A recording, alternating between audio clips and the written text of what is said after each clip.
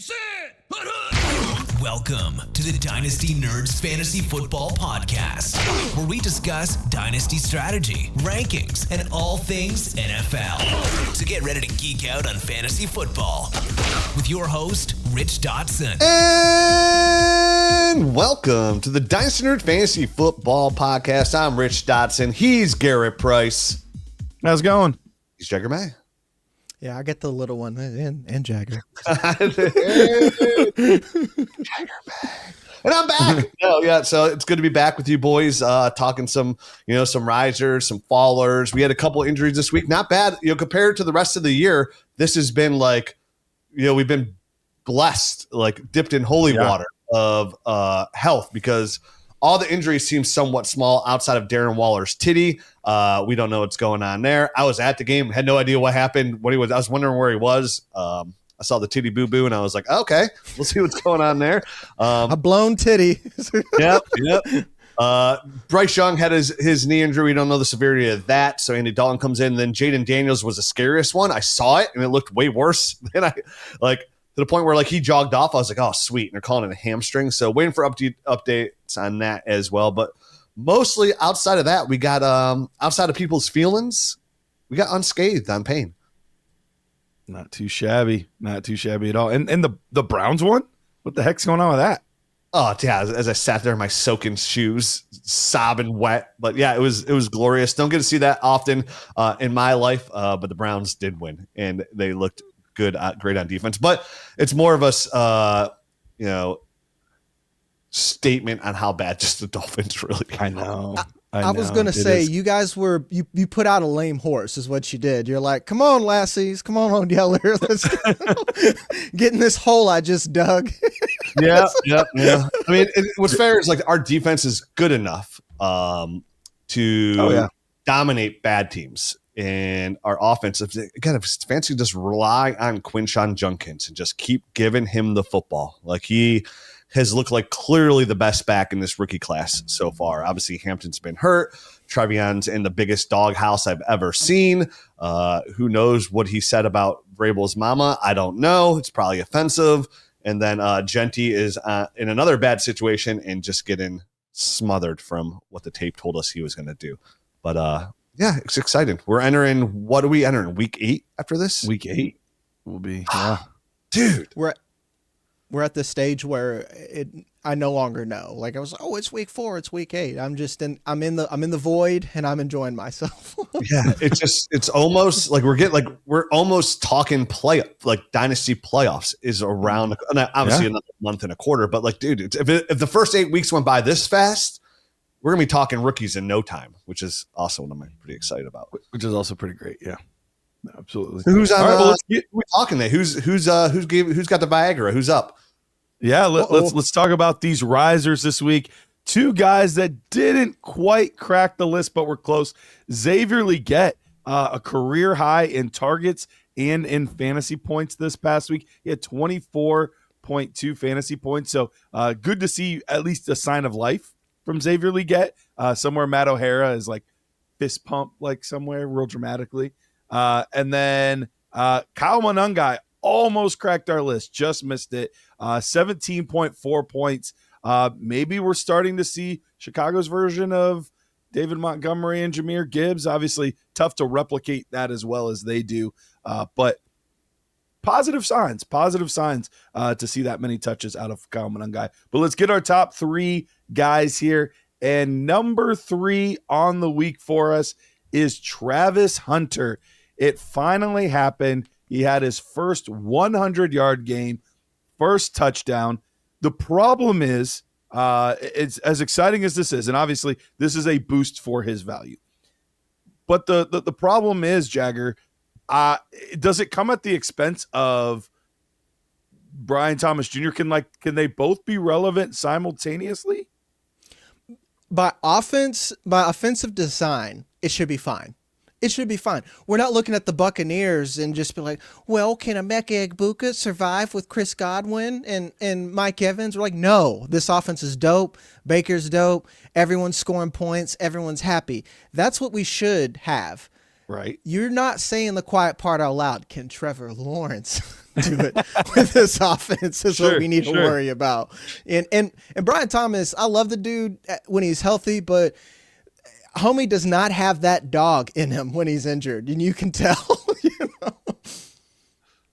Yeah, he's a puppy out there lately. You've been massively disappointed on what he's produced on the field from a fantasy perspective. And I got a tweet or a private message, I can't remember, about Travis Hunter. They asked me if I was worried, and my response, this is before the game, I said, yeah, man, like I just don't know if they're putting the time in on Travis Hunter as a receiver that he needs from a fantasy football perspective, the way they're utilize him more on defense. And then, the moment I hit send on that, he comes out and he sees almost 30% target share, heavily used on the Jaguars, the number one target share on the team this year. And he produced. He looked good out there. And Jagger hit the nail on the head when he said, "Can Trevor Lawrence support this?" Because you look at these numbers, the team was trailing. I think Trevor Lawrence he completed 50% of his passes. Like, I'm looking at his stat line, it's like he's at 50%. It's really gross for what he does out there. But we talked about Travis Hunter's like upside when we broke down his tape, right? Like from a skill set, standpoint, if he can get his route running down and master it, like he has athleticism and talent to be an elite receiver in this league. He has that. It's the reason when the Jags moved up to get him. It wasn't just that he could play both ways. So I think the most encouraging thing here, again, it's always weird talking about players like, that their value rise significantly when you just took this player like 5th overall in your rookie draft, right? Like, so we're only 8 weeks later into the season, but there was a lot of concern, like, okay, how is he going to be used? So this is very encouraging. But like, also, is it just because Brian Thomas is hurt? Like, what happens when Brian, like I can flip the script, Garrett, where you said, okay, how does this affect Brian Thomas? Well, okay, what happens when Brian Thomas comes back and he's fully healthy? How does that affect Travis Hunter as well? Sure. Now, obviously, this regime's biggest investment is in Travis Hunter. So, like, if anybody's got to go, it's going to be Brian Thomas, in my opinion. Again, still from an encouragement standpoint, this is what you wanted to see when you took him.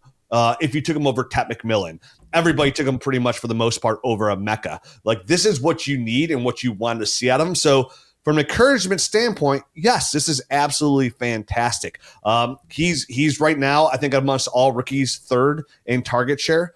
Behind Emeka and Tat McMillan, so that's encourages as well. He is their 1B, 1A receiver for a team that's defense is just okay, who's on a little bit of losing stride, and which I'm super excited for as a Browns pick, having their first round pick. I love when you have another team's first round pick because you have something to root for besides your team like winning. Like, oh man, every week I'm like, are the Jags losing? Are the Jags losing? So when I see it, it's like, it's like me outside with no shirt on. It's like it's cold and my nipples are just aroused. Like I get real excited about it.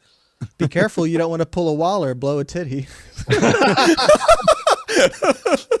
real quickly before we get to the next guy on this.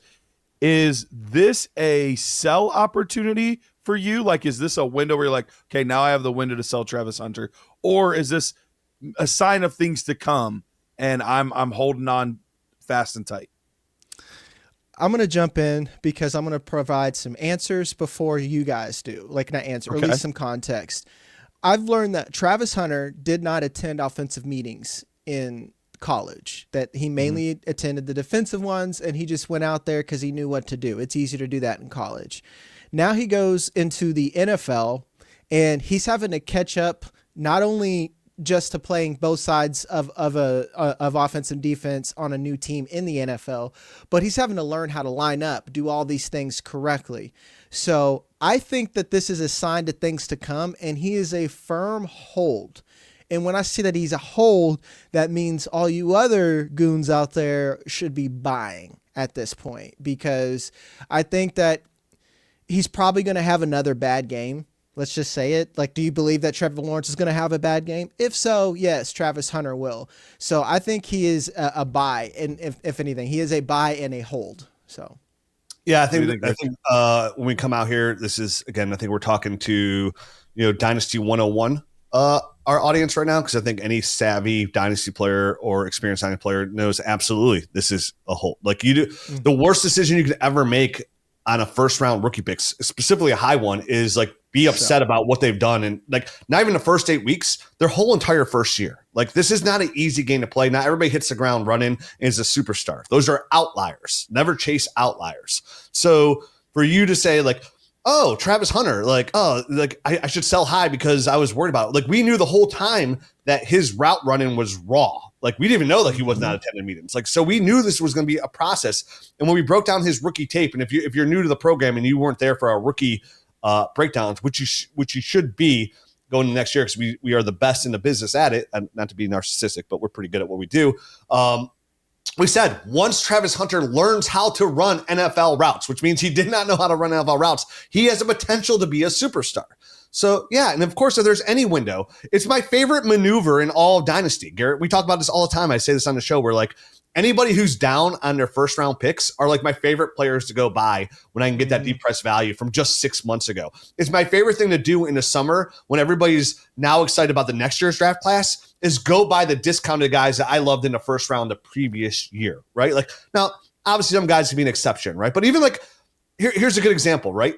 Caleb Johnson might be at a massive discount going into the summer, and he was a first-round pick. Like, if I can get Caleb Johnson for a late second next year, I'd be willing to gamble on that. The team's still invested in him, like another year. Travion Henderson at some point is going to be a massive discount for what he is. So, like, it's such a savvy move to find those players that are so quick to react by not finding that Justin Jefferson, that outlier guy who just comes out, the Mecca Bukas, right? Like, dude, you're not a wide receiver one after 8 weeks. Like, on to the next. Trash it.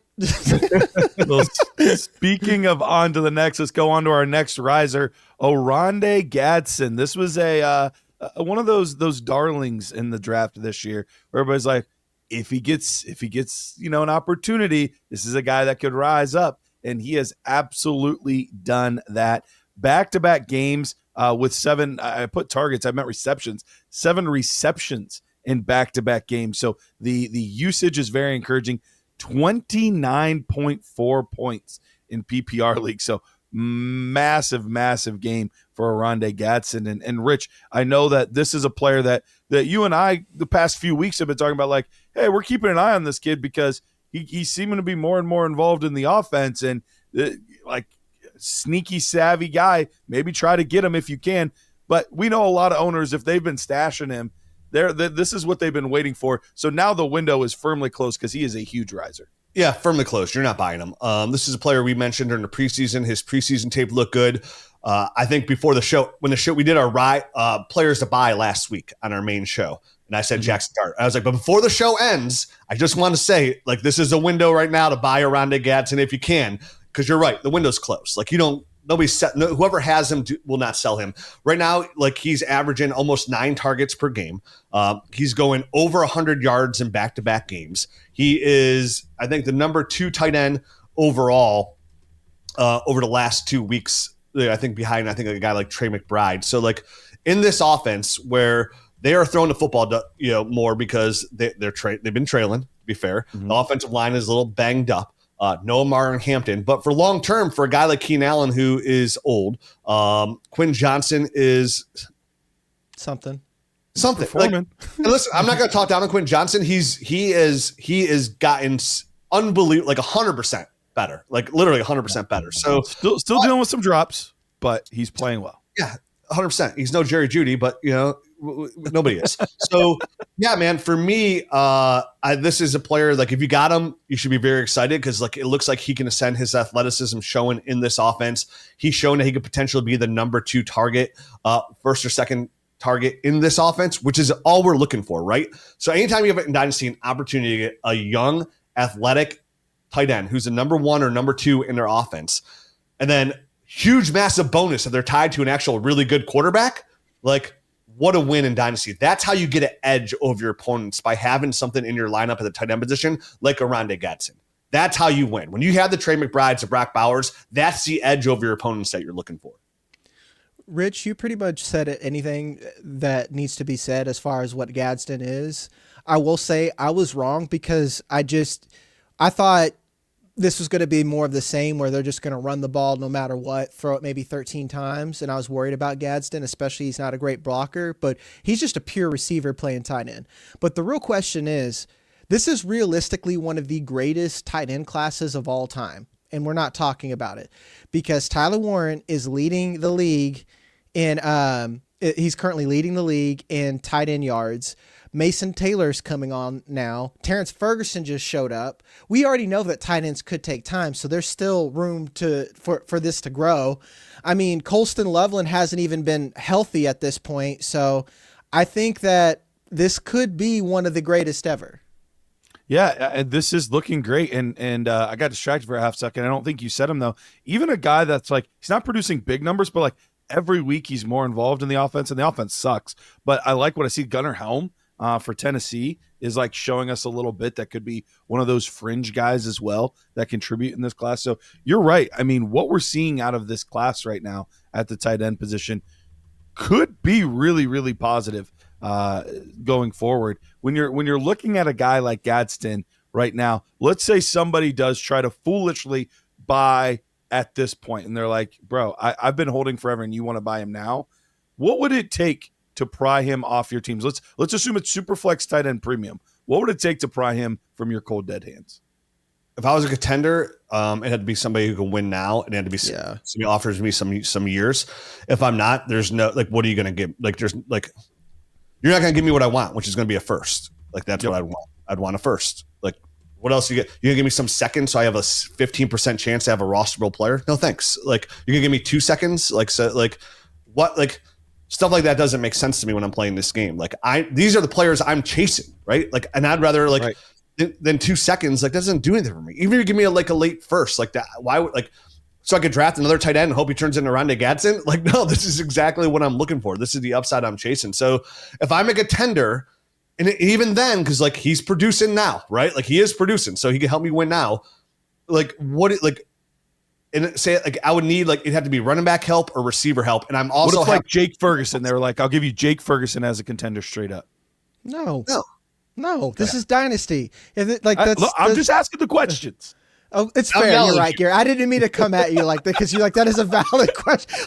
But that's how you should respond, people. Like, right, you just get mad right away at the right. sleeper chat. You just smash decline. It is. And Jagger, listen, I don't know. Like, we haven't been doing shows long enough for me to know. Like, and I know there's a ton of analysts out there that love to, like, preach to their subscribers and their audience, like, oh, like, you drafted them in the 5th. Like, this is 2 seconds. Like, you have to take the value. Like, I'm the complete opposite. Like, I am trying to build a championship caliber roster and acquire good talent. Like, draft picks to me are secondary to young talent. Like, that's what I'm chasing for. So, like, I always want the good players. I would never preach trading a young good player unless, like, I hated his tape and, like, the NFL tape, just like, hey, this is just like luck. Like, he's only doing this because of injuries. And it's a little bit different on a tight end where we see guys all the time in this range kind of develop versus Jacory, Croskey-Merritt, James Robinson, running backs where you're like, there's a lot that goes into the running back here, and sometimes these are real fugazi. Whereas the tight end, we have more indicators to kind of say, all right, this is legit or this is not. Yep. And Rich, we're like twins, dog. We're like twins. Because literally I was just like, thank God he's preaching the gospel, because you said the number one thing that I tell people: why would I trade stuff for, this is what I want to get? Like, why would I want 2 seconds? You know what I hope those 2 seconds are? Oronde Gadsden. You know, like, and this comes back to my lessons as an analyst. The data folks told me to trade Amon-Ra St. Brown. Puka Nacua, I found it, and I'm like, I should get what I can out of this because of data. You know, fool me once, shame on you. Fool me twice, shame on me. Fool me 3 times, put me in a straitjacket because I'm obviously fucking stupid and shouldn't do this. You know, I just think that you should just keep them. And that's why people scoff at it if they hear, like, ooh, like, even a late first, like, I'm somewhat hesitant on. You know what I mean? Like, it's easy to say out loud, like, ooh, a late first. It always goes back to that Family Guy skit, right? Like, oh, you either have the boat or the box. Anything, even a boat. Box could be a boat. You know, like, it's the same thing. It's like, why? Like, these are exactly what you're looking for, and you're trying to put together the best lineup possible. And the younger it is, the better it is. Because then, what happens when it's young? You can win multiple championships, which is called what? A dynasty. What are we playing? Dynasty fantasy football. Like, that's literally the peak of the mountain, folks. So like, even then, it's like, oh, dude, like, here's a late first. And I know how that is. Like, dude, a late first for don't call a first for somebody took in the fifth. Like, that's tremendous value. But even then, like, I am somewhat suspect. And it's not just because, like, and it's, Oronde Gadsden just popped up out of nowhere. Like, oh, where'd this come from? Like, yeah, grab that first. Like, there was a drum beat, right? Since the preseason, there's been a drum beat on this. And, like, listen, I don't know if you like to dance or not, but, like, when that drum beat gets louder and that groove starts getting in there, like, you got to shake those hips. And sometimes that's what you got to do. You don't got to dance floor, but you got to shake those hips. From Rich Dotson, his hips don't lie. So there it is. We'll end that on Gadsden. Hips don't lie, folks. Shakira. All right, let's get to our number one riser of the week. And part of the reason that he's such a big riser is he's back. We have been waiting almost a year and a half for Rashee Rice to return to the field, and he has. And boy, did he not miss a beat. It was like no time had left at all. When he was injured last season, he was being targeted, double-digit targets a game. Him and Patrick Mahomes looked inseparable. And during that time, Patrick Mahomes was trying to find anybody that he could go to reliably week in and week out. Travis Kelce was inconsistent. Worthy, when he was on the field, sometimes, but he was inconsistent. Any of these other players, you'd have a Thornton Rise week or a different, but Hollywood Brown, it didn't matter. There is something between Mahomes and Rashee Rice that is different, and that's what we saw this week. 23.4 points in his first game back. Firmly, for me, I'm going to have to update my rankings. I let him fall a spot or so every week. And, so I had him at wide receiver 8, 9, and then he fell down to 15, 16. And he's going to firmly go right back into my top 12. Very, very excited about this guy. Rich, when you're looking at Rashee Rice right now, how much is he going to be rising up your rankings? Let's see where I have him right now. Currently, I have him as my wide receiver 17. Behind some legit names. He's behind Ted McMillan, Brian Thomas, Marvin Harrison, Nico Collins. I definitely got to move him ahead of Nico 100%. It's weird with Rice because it's weird he to call moves him ahead of Harrison easily for me. And I love Harrison. Oh yeah, for sure. Once we just got to get rid of Kyler Murray is what we got to do. I'm excited to see Marvin. That's the thing. Marvin Harrison and me would fall into a bye because I'm excited about Marvin Harrison next year when things are all different. In Arizona, at least a new coaching staff, you would hope, right? In a new offense, Drew Petzing sucks. I was about to say the OC before I go full blown Kyler, but I'm a little stupid with QBs. So Kyler's probably a little bit tied in, money wise. I have to see the contract anyways, and depends obviously where their draft pick ends up. But yeah, super excited about Rashee Rice. We kind of talked about him. Some who does he hurt the most? Obviously, it was Travis Kelce, is who we said he would hurt the most because where he plays. Rashee Rice is a short, middle of the field kind of receiver, then dominates with the ball in his hand. And we talked target share. Garret, 100%. He came in week 1, 28.6% target share. Number 2 in targets this week, Brashard Smith. Shout out to Matt O'Hara, who was his massive buy last week, put out there, got the carries and a target share. Then it was Xavier Worthy, then Marquise Brown. Travis Kelce with an 8.6% target share. 28.6%, almost 30%. Coming from Pat Mahomes, who's playing as good as has played in years. This is fantastic news. And you're right. This hasn't been a question of talent or opportunity. It's been a testament of patience, right? Because he was hurt, then he gets suspended. You haven't been able to put him in your lineup for quite a long time. You could have had a child since the last time you were able to put him in your lineup. So yeah, I think from what we saw, absolutely, he's going up. And you're right, guys. You mentioned who you put up to, and I think some of the names you got to question, Garret, how high he's going to rise is we're talking Drake London, Rome Odunze, Garrett Wilson, Brian Thomas, Ted McMillan, Emeka Buka.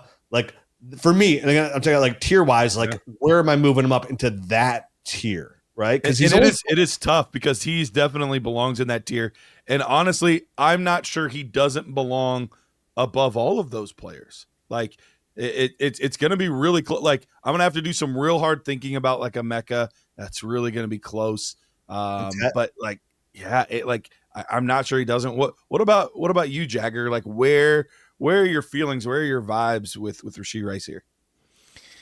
My buddy Paul Patterson, he's got like his own stuff over there. We've argued for years of Rashee Rice versus Garrett Wilson. Paul, Okay. You're not going to hear this. You're right, dog. Like Rashee Rice has just got to be above it. And like full disclosure, Rashee Rice was I'm the lowest as far as like where we rank these on risers. It's because he was already there for me. This was just plug and play for me. I'm like, cool. This offense needed him all season. Like everyone just like, they really need Rashee Rice. And he comes in and does his thing.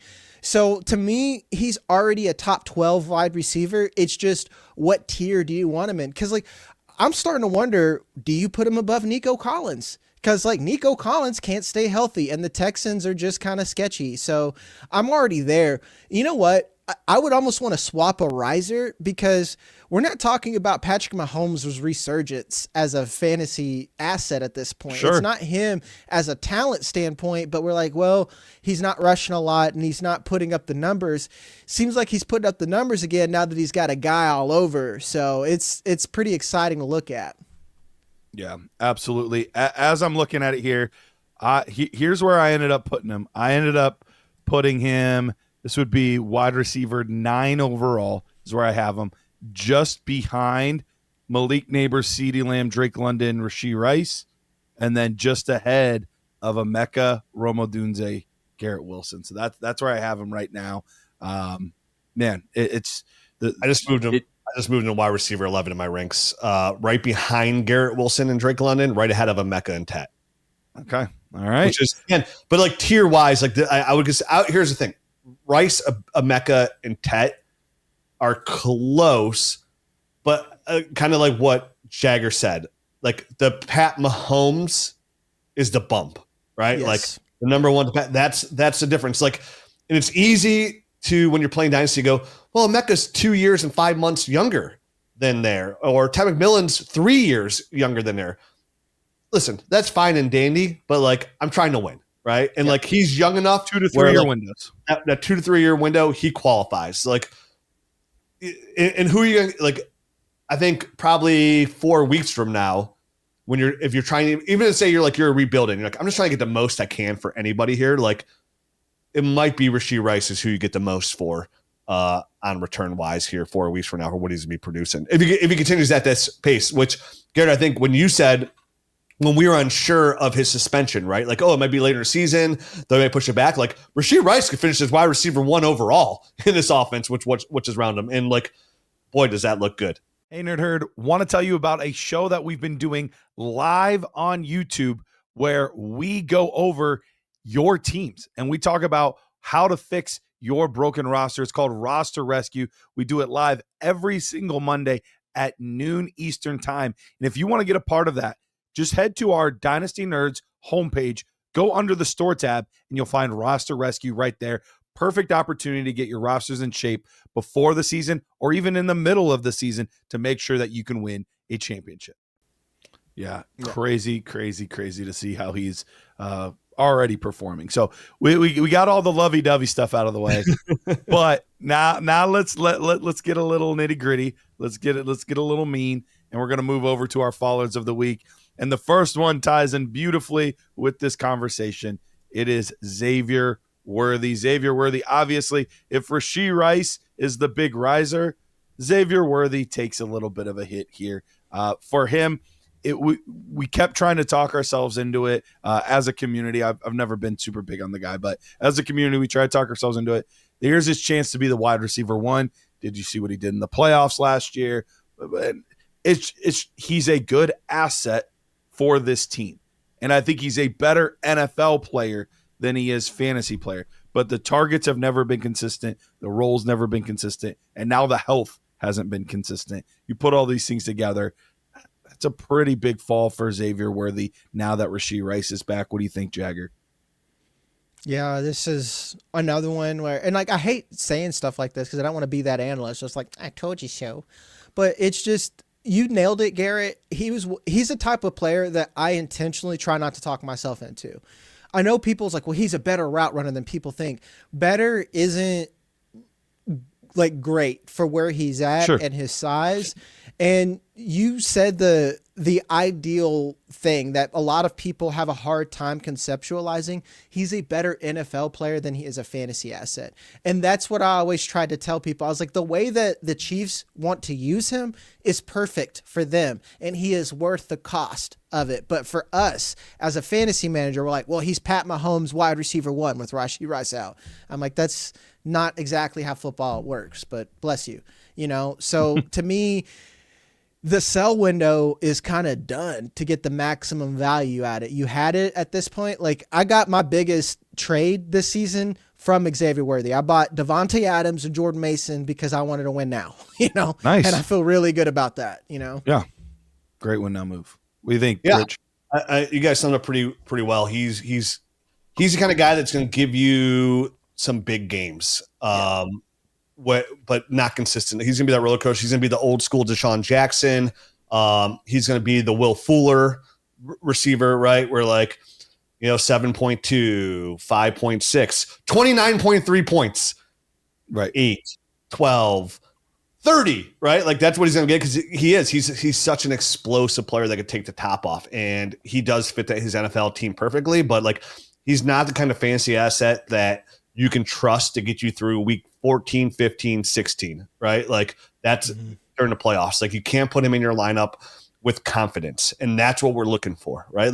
Kind of going back to what we said before about not trading those picks. What are we trying to do? We're trying to build a lineup that we feel can win us a championship, that we feel confidence in, right? We're not trying to just cross our fingers in the playoffs. I hope this guy can give me a big 3 straight weeks. It's not going to happen with a guy like Xavier Worthy, outside of just dumb luck, right? You lucked yourself into that. So yeah, the window's closed, unfortunately, which is fine. He's still an asset on your team, a flex play when you need guys, you have a bye week filler. You could do way worse than Xavier Worthy. And you hope then that's the week he comes in and has that big week. But it's Rashee Rice. And honestly, it's probably the tight end they signed this offseason, or draft in the first round or next year. It's going to be the number 2 option in that offense. That's how Andy Reid runs his offense. So I think the number 2 fantasy weapon, it could be, and even again, here's another thing. I think we saw a little bit of this. We saw with Jared McKinnon, and kind of going back exactly off of Matt's point. So if you missed the bye episode last week, you want to hear about Rashard Smith, go back and listen to Matt. I'm already wrong. It's been 6 days. I'm already wrong on it.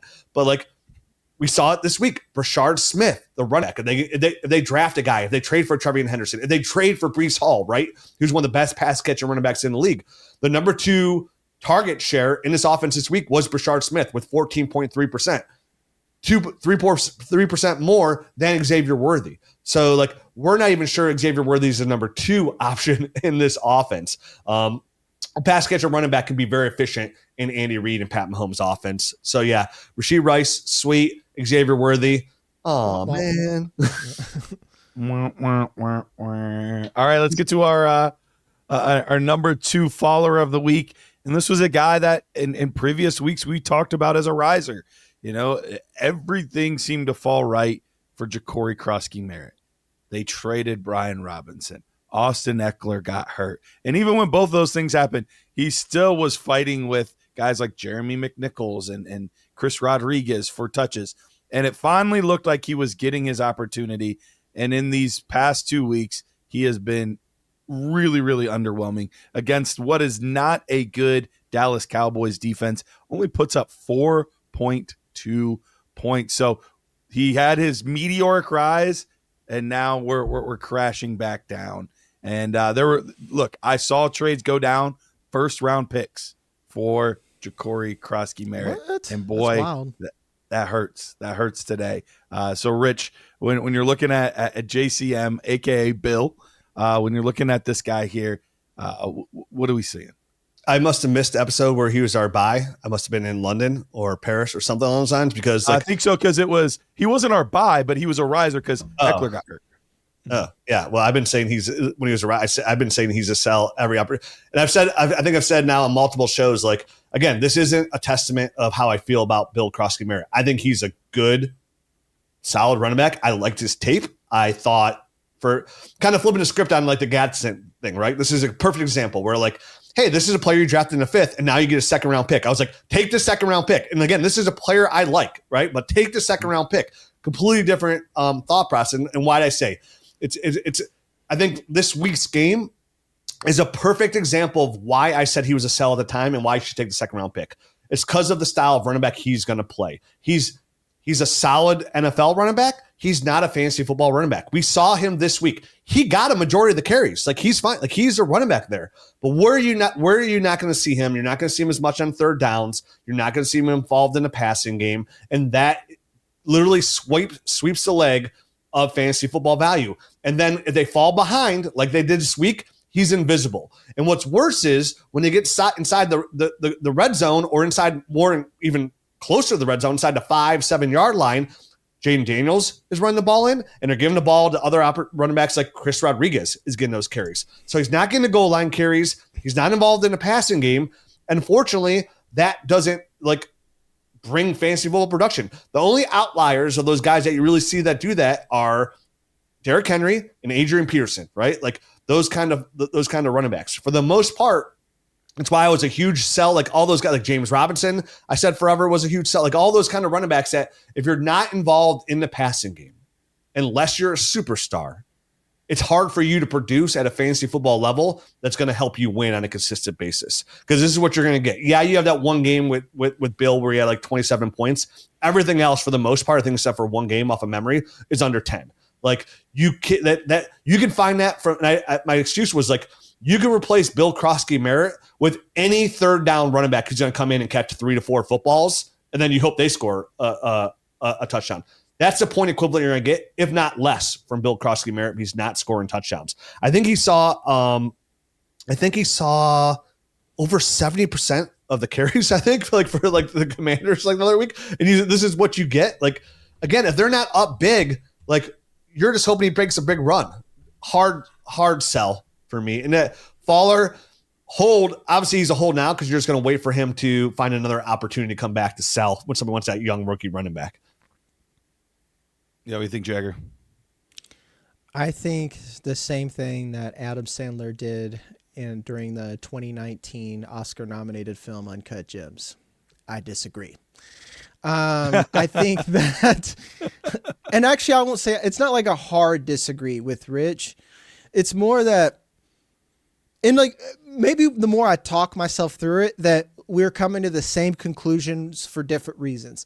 I think the Commanders are just kind of bad right now on offense. Mm-hmm. And that's not anyone's fault but injury. Terry McLaurin, will he ever play football again? I don't know. Find out next time. And why is this team a disappointment? Deebo Samuel is out. Luke McCaffrey was their wide receiver 1 for that game, and he was struggling for injuries. So where Rich is correct that if you're not getting that third down work, then it's difficult for you to really have a high ceiling. But honestly, there's just no high leverage touches if you can't consistently convert on third down, if you can't consistently get in the red zone, etc., stuff like that. So I'm willing, obviously he's a hold for what Rich said, but I'm willing to hold just because I just don't think that JCM is like James Robinson or some of these other guys where he's replaceable talent. I think he's a legitimate good rusher. And I think he's more like Kenneth Walker, where we could see the receiving pop up later in his career than it is now. But again, it's a running back, so waiting for that kind of stuff is risky. That's why I said I don't firm disagree with Rich. It's more of like a soft, I'm not all the way on the let's get him off my roster train.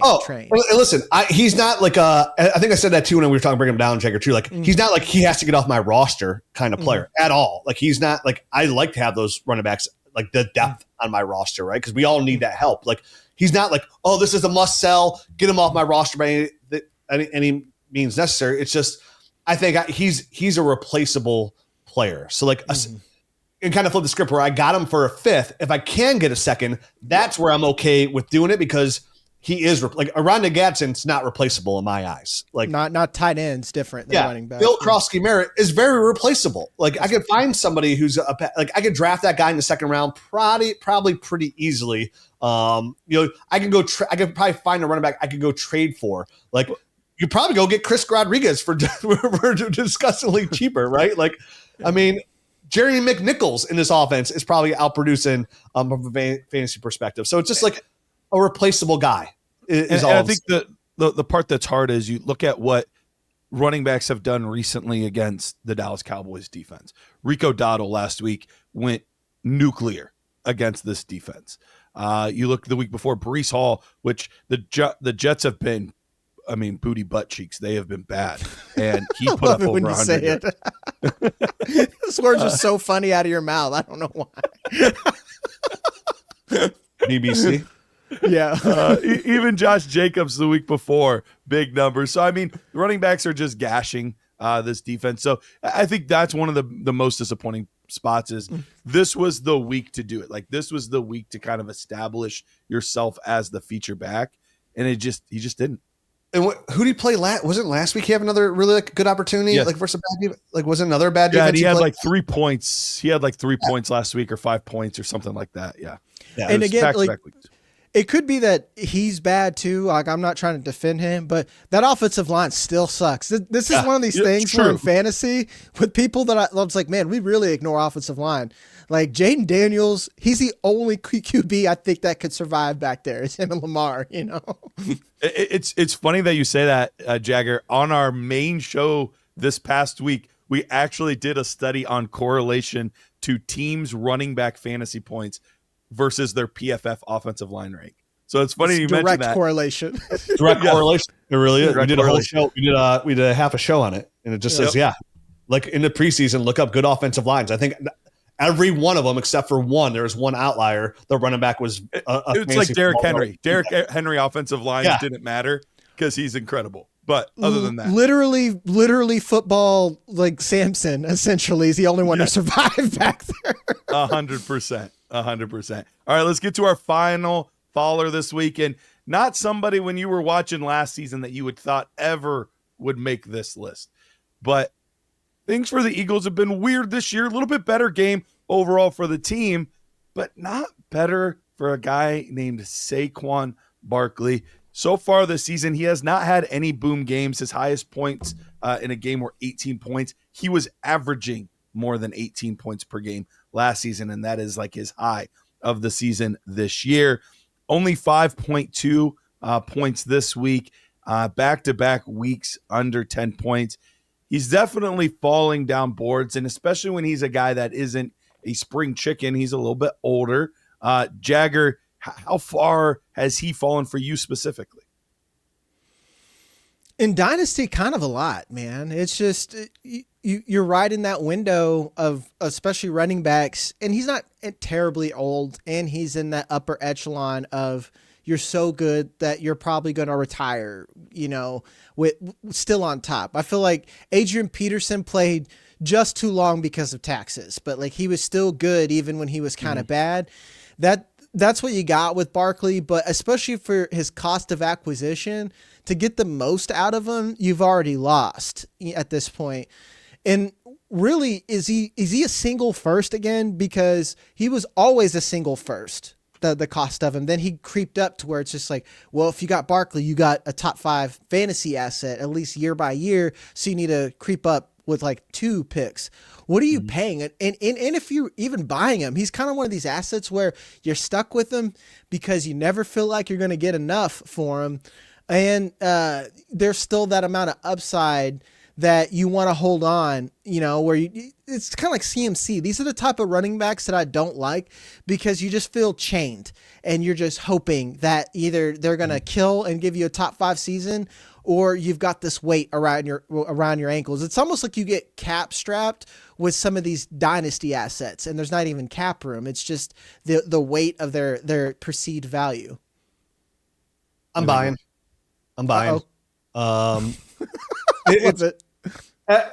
It's weird. Like, again, man, I like to compare fantasy sometimes to poker, right? Like, you know, like just because you have aces doesn't mean you win, but like, you know, Ace King's really good. Christian McCaffrey's Ace King, right? Like some along those lines, beatable, but like you're going to win more times than not.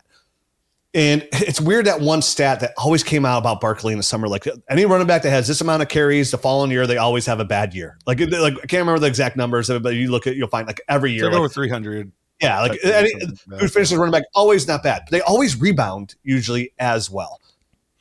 Here's the thing, and everything you said, Jagger, is like kind of like right, like from a value, like you're not going to get enough of what you want. So is he going to sell? Is he just a first? Like I'm not selling Barkley for just a first, and here's why: because what you're going to get is only a contender's buying them. So it's a late first. We know historically, definitely in this class, it's probably guaranteed, picks 9 through 12, you have a 50% chance of that player being rosterable for those picks. Like, I would rather just hold on to Barkley at that cost and wait for him to come back. And I can wait because he is only 28 years old.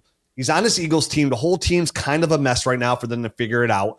And I would rather just go ahead and hold on and wait for, like, I'd want a first and a second. And like, I'd want to make sure that I sell him to, here's the thing where I would sell him. Like, I would sell Barkley for a 27 first to a contender where that team is old, right? Where they have like Devontae Adams, they have, like in a couple, like their assets, like, okay, they're a contender this year. And they're going to be good, but like, Mike Evans and Derrick Henry are on that team too. Yeah, like a little bit more like wishy-washy. And I had like I'd want to sell Barkley for a team that's old. If I'm just getting a first, like I won't argue that. Like if I'm just trying to offload him, get rid of him, I would sell for a first, but it would not be to a 26 first to a contender. I would go down as far as I can down the road for like a player where like I'd position myself to be like a top 5 pick, top 6 pick. And you can do that when you're making trades. Like, okay, I'm only going to sell him to a contender who's got a really old team, and I'm going to take it a 27 first for it. And if I have to settle for a 28 first, I would do that as well. And I know that's really down the road, but again, this is a game of patience as well. We mentioned the game Dynasty. Like, what I'd want to do for a player like him is position myself into like a good return, not just some late crap shot in the dark for a late 26 first. Like, I'd want to do my team better than that, definitely in a super flex league for 2027. So like, I think my point is like, he's only 28, and we've seen some of these running backs come out and play solidly at 30 and 31 years old. And I think Barkley fits the mold of that outlier running back where he has the body and the skill set to still contribute to a team at 30, 31 years old. He's on the Eagle. It's a good team. So like, I think there's still value in patience with Saquon Barkley. Is he dipped? 100%. But like, we outside of this week, you had the same argument about like AJ Brown. Like, it's a whole Eagles offense right now, and a whole is a flux. So yeah, his value's dipped 100%. He's a running back. I expect it to happen. You missed that window coming in off of last year where you even got the moon for Saquon Barkley. But I think if you own him, he's a patient hold for me. And to start off where I started, go back to where I started, where I said I'm a buy. If I'm a contender and I need running back help, I'm happily paying a late 26 first for Saquon Barkley. And he can help me hopefully later in the year, or he can help me next year because he's still going to offer value, I think, down the road. And he kind of extends my championship window, where if I did have like Derrick Henry as a running back too, and I'm a little bit worried about him like long-term, I could probably slide Saquon in there. Hopefully the second half of the year, hopefully Derrick Henry's better when Lamar comes back. Or worst case next year, I think he extends my championship window by a year or two. So a late first, I'm pretty good about. Yeah, I think I would be willing to pay a late first as well on a contender. I wouldn't have any big issues doing that. But partly it's just because what running backs are you going to be able to buy for that price? There's not many. Hey man, beginning of the season, my boy Ray GQ out there, you guys know him too. I traded him Saquon for Travion Henderson. So we both lost. Ray actually started with Dynasty Nerds. Did you know that? Yeah. That's why I forgot about that. I was like, Ray came at me. I was like, oh yeah, I'm getting one over Ray. Oh yeah, I got Travion. And both of you today are like, oh man. Yeah, exactly. All right. Well, that wraps up our Risers and Fallers episode for today. Appreciate you guys tuning in. Make sure you're liking and subscribing to everything that we do on all the platforms because it's all over the place. We have so much more content coming your way. Stay tuned, and we'll see you tomorrow.